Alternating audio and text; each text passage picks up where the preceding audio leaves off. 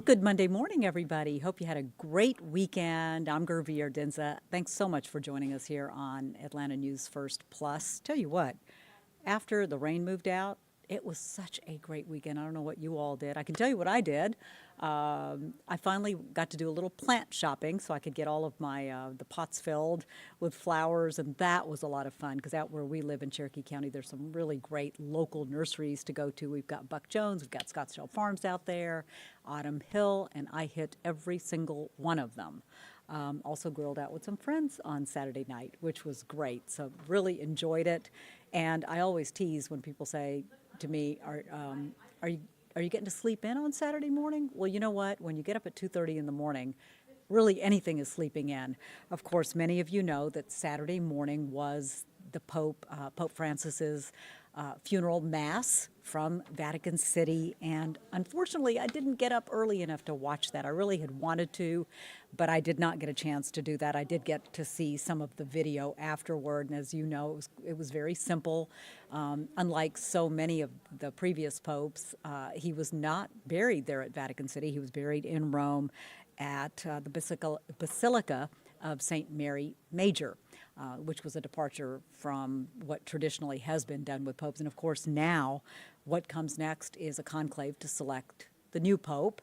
And we can tell you that so many people, of course, went to Vatican City to pay their respects to Pope Francis. He was very, very popular, was pope for about 13 years or so.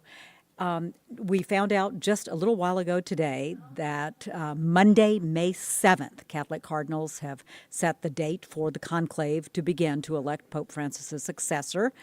They delayed that secret voting for 2 days to help them get to know each other a little bit better and to really get consensus on a candidate before they're sequestered there in the Sistine Chapel. This is something that has been done in the same way for a couple of thousand years. They're going to be meeting there in secret, sequestered there. Their votes will be very important in selecting the next pope, of course. A lot of these cardinals saying that they want to continue Pope Francis's pastoral focus on people who are marginalized. They want to fight against war. But conservatives there in the ranks say they may be more focused on really forging unity and refocusing the church back to its core doctrines that were emphasized by Pope John Paul II and Pope Benedict, rather than continuing Pope Francis's social justice focus and outreach to women and those in the gay community.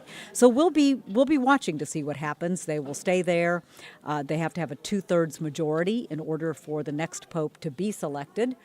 Let's see if we can play this video out again for you as all those people have been gathering there.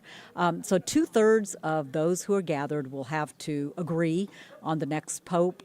It'll be interesting to see which one they do select. And as tradition goes, if there is black smoke coming from the chimney, that indicates that no pope has been selected. And then when the world sees white smoke coming from the chimney there at the Sistine Chapel, we will know that there is a new pope to lead the Catholic Church.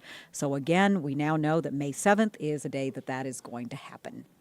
All right, the other big news, a lot of you may have been paying attention to what was going on with the NFL draft. That drama's all over, but there is an investigation underway right now over a prank and calls made to draftees. And one of those investigations is happening right here in Atlanta because one of the pranks actually targeted the son of a former Atlanta Falcons star, and it involves the son of someone who is with the Atlanta Falcons organization right now. So we know that NFL Hall of Famer Deion Sanders' son, Shedeur Sanders, was a recipient of what really can be called a cruel prank call that was made during the 2025 draft. And so here's what happened with that as we take a look at some of this video for you. The Falcons did release a statement that said that Jeff Ulbrich was unaware of a data exposure. His son apparently got a hold of an iPad that had Shedeur Sanders' phone number on it, and then he called, allegedly, the young Sanders, pretending to be the general manager of the New Orleans Saints and saying that he was being drafted. And the Falcons said, you know what, we don't condone that kind of behavior, and they sent their apologies to Shedeur Sanders, and here is what they had to say.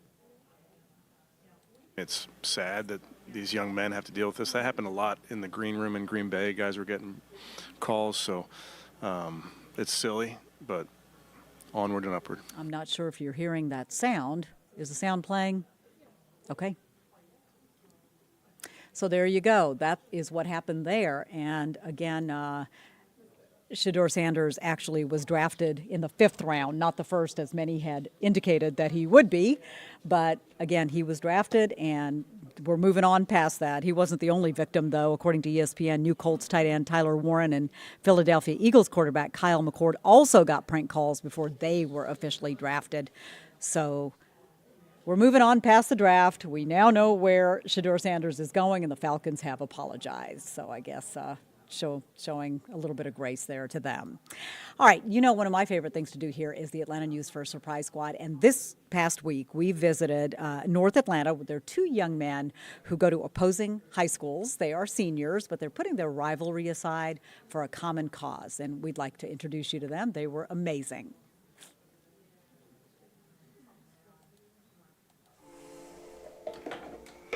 In the basement of this North Atlanta home, William Wright and Daniel Kaufman are hard at work. He actually designed this one. All of the shirts designed for local charities, part of a business called Impact Threads. We'll come up with a few mock-ups based off of what the charities told us they want.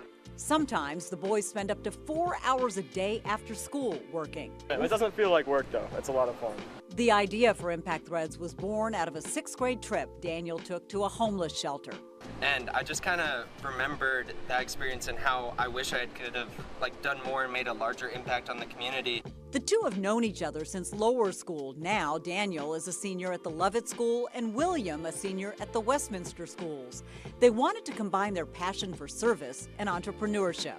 We were brainstorming different ways to help give back to the community, and we both were thinking of ideas that we were interested in, and we both came up with fashion, and specifically with sneakers. But we kind of realized that sneakers were a very difficult thing to design and make. We ended up taking out a small loan to repay for our first 150 shirts. We're with the Atlanta News First Surprise Squad. Their dedication caught the attention of the Atlanta News First Surprise Squad. Who all's here? Coach Muschamp, my football coach. This is amazing. I didn't know my family was coming out here. All showing up to surprise William and Daniel. I just thought it was a bunch of friends at first. Honestly, when you came out, I didn't realize we were getting surprised like this. This is incredible. We want to say you're doing a great job. Keep it up, and we want this to help. Oh my gosh. So that is what? $2,000, and you'll be able to use that for proceeds to help your business continue to grow. Thank you so much. There you go. What do you think about that? Thank you so much. That's amazing. Wow. All right, I'm just in shock right now. We were not expecting this. This is I wish I were doing what you guys were doing when I was 18. Just the impact that you're going to make, continue to do it. In the fall, the 2 are headed to college, where they'll be roommates. You got everything you need? Well, no, not really. Not Right now, the setup's currently looking like an empty bed frame, but we need to. Oh my gosh! Wow. $500 IKEA gift card. Yeah, we were actually literally talking about this yesterday. We were like, we need to go to IKEA to go get some stuff for We probably still have the text. Literally, we have to go to IKEA and buy our stuff. Yeah, That's awesome. Incredible. Oh my god. Thank you so much. Wow. With a heart for service and vision, there's no telling where these 2 will go. These are exactly the kind of young people that love it, is aspiring to send out in the world. For the Atlanta News First Surprise Squad, I'm Gurveer Dinza.